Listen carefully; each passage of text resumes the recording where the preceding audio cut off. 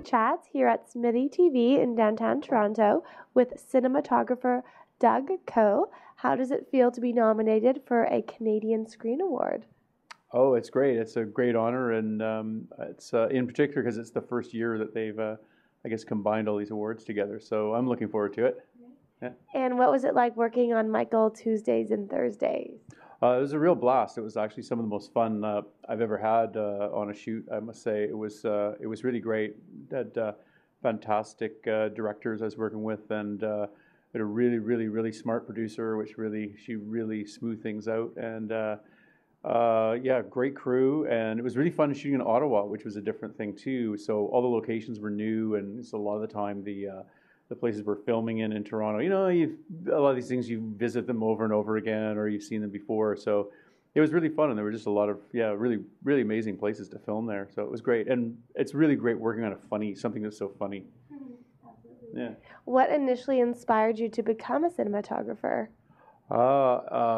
Actually, way back when I was in high school, we had an English teacher who, believe it or not, he was a real film buff, and we had like an elective you could take in grade 11 and 12 that was called film and literature. And so you would read a book, and then you would see the film that the book was based on, and from that you'd have to like write a little paper about the differences. And I guess the instructor always said that the sort of basic premise was, how come people usually say like the book is better than the movie? And so it was sort of that kind of thing. And part of the course was we had to make little Super 8 movies back in the old days when dinosaurs ruled the earth, and it was all in Super 8, and no one really did any synchronous sound, so there's no dialogue. It was usually just putting your favorite Pink Floyd music or whatever to your project.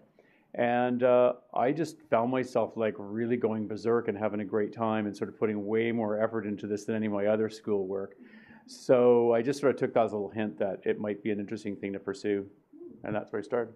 And why are books better than movies, or why are they perceived to be better? Well, I sort of came to the conclusion it was actually fairly simple, which is that when you're reading books that are really good, is that you as the reader just create this whole world in your head, that the author's really good. Whereas when you're watching a film, you're watching somebody else's vision of it. And sometimes when you watch the film, it'll just, I guess, happen to be more in line with how you thought it would be, and you'll really love it. But I think a lot of the time people just sort of pictured it differently, and they created the images in their own heads differently, and so that's why. What are the most challenging and rewarding aspects of being a cinematographer? The biggest challenges I would say is that everybody's always in a hurry. And as time has gone by, budgets have gotten tighter and tighter over the years, it seems, sort of on any given project. And time's at a premium. So these days, a lot of the time, there's more use being made of multiple cameras, and that's frequently more difficult in the lighting, and just keeping the cameras out of each other's way. And you set up one camera and you set the second one up, and then you realize the second one's reflected in the glass behind the main actor, and it just has a ability to sort of get more complicated than 3 cameras, 4 cameras. It can get crazy sometimes. That's sort of the time pressure. Sort of that's the sort of those would be the biggest challenges, I would say. And how important is lighting in the grand scheme of things? Well, it's really important. It's sort of, I guess you could say, it's one of the main things usually people will pick you for a project for. I mean, in fact, on many projects I do now, especially if they're, say, for television, there'll actually be camera operators that will actually do that job. And so I don't operate the cameras, but I'm responsible for working out the shots with a director and then actually lighting it. So that becomes almost my main function when you're doing that. So it's really paramount, because it's one of the biggest ways in which you're actually generating the atmosphere of the piece or whatever you're trying to do.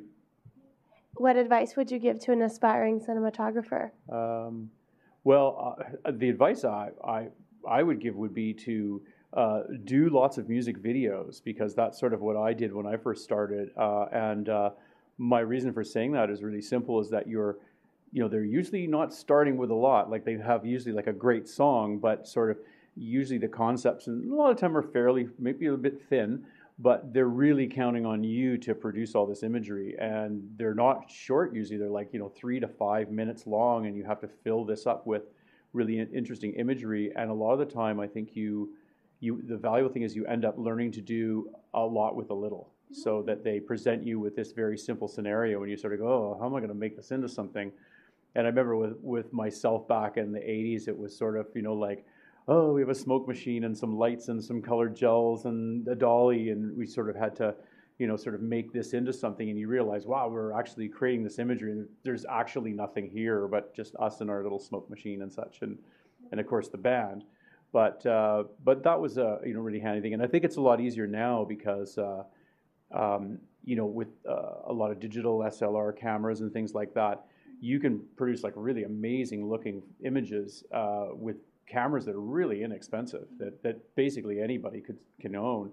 Whereas when I was starting out, it was 16 millimeter film. 35 was rare if it was a big budget band or something, but even that was really expensive and very difficult. And I used to really feel bad for the musicians that we do videos for, that it cost them a lot of money to make these videos. Yeah. What do you have coming up in the future? Well, I just finished a feature film this past summer with Don McKellar, who was one of the directors and the executive producer on Michael Tuesdays and Thursdays, and a film called The Grand Seduction, which we shot out in Newfoundland. That was really, really great. I think it's going to be a really, really great film.